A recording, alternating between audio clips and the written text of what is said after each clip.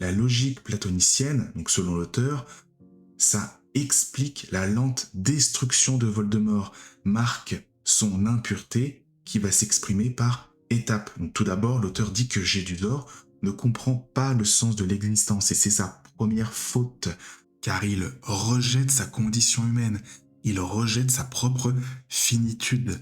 Ses actions vont alors le dénaturer profondément, avec la création des Horcruxes par le meurtre, avec l'ingestion du sang de licorne qui laisse une demi-vie, une vie maudite, et il ira jusqu'à l'abomination avec sa renaissance par l'utilisation des os, du sang et de la chair. C'est une référence ici qui est biblique.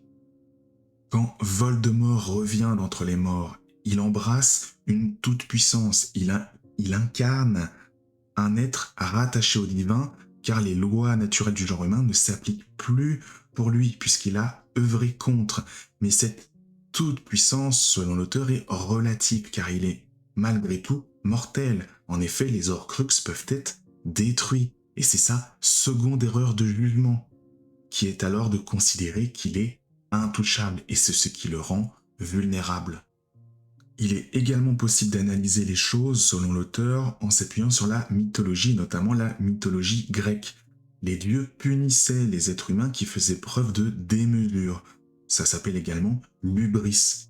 C'est quand un être humain œuvre en pensant être l'égal des dieux. Voldemort est ici une incarnation possible, mais monstrueuse de démesure, et du transhumanisme selon l'auteur, qui est un mouvement interdisciplinaire qui vise à développer les capacités humaines dans le but d'améliorer notre condition.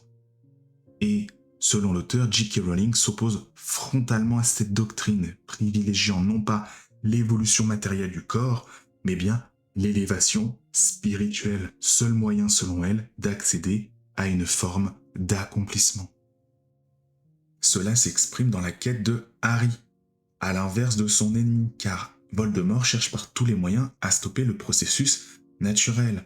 Or, Harry, à l'issue de sa compréhension du monde, à l'issue de son dernier combat contre Voldemort, atteint la tranquillité d'âme, la fameuse ataraxie si chère aux épicuriens.